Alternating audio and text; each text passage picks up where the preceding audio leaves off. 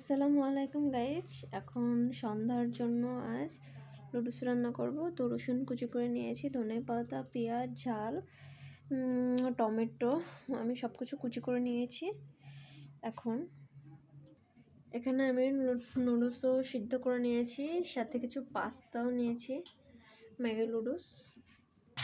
তো গাইজ আমি রসুন কুচি আর অল্প একটু আলু সিদ্ধ করে নিয়েছিলাম, সেটা আগে একটু ভেজে নিচ্ছি যাতে রসুনের স্মেলটা ছড়িয়ে যায়, আমার এটা খুবই ভালো লাগে।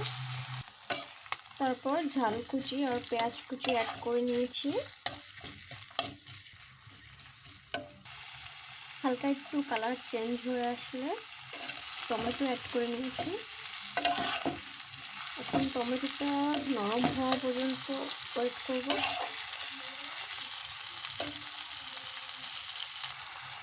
স্বাদ মতো লবণ ইউজ করে নিচ্ছি।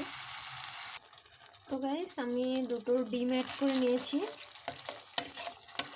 ভাজিটা আমি একটু সাইডে রেখেছি, আলসেমের জন্য আলাদা করে আর ভেজে নিইনি। তো আমি ডিমের জন্য হালকা একটু লবণ দিয়ে নিলাম। ডিমটা একটু ঝরঝরে হয়ে গেলে আমি এখন ধনে পাতা কুচি অ্যাড করে নিয়েছি। সুন্দরভাবে সব কিছু মিক্স করে নিচ্ছি। এখন আমি এখানে ম্যাগি মশলার কিছুটা মশলার সাথে একটু অ্যাড করে নেব, তাহলে সুন্দরভাবে সব কিছু মিক্সচার হয়ে যায় আর কি, স্মেল আসে সুন্দর একটা, মশলার সাথেও মিক্সড হয়, খেতেও ভালো লাগে।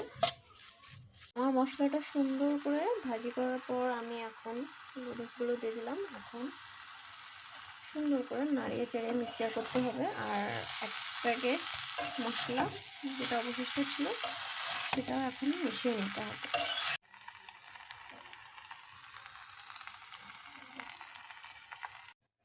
তো গাইস ফাইনালি আমার রান্না করা কমপ্লিট, এখন সার্ভ করার পালা, দেখি কেমন হয়েছে। তো গাইস ফাইনালি আমার খাবার কমপ্লিট। আমি একটু টেস্ট করেছি, খুবই মজা হয়েছে, খারাপ হয় নাই। এখন সবাই খেয়ে কি বলে সেইটাই হচ্ছে কথা, কারণ সবার ভালো লাগাটাই হচ্ছে মেইন।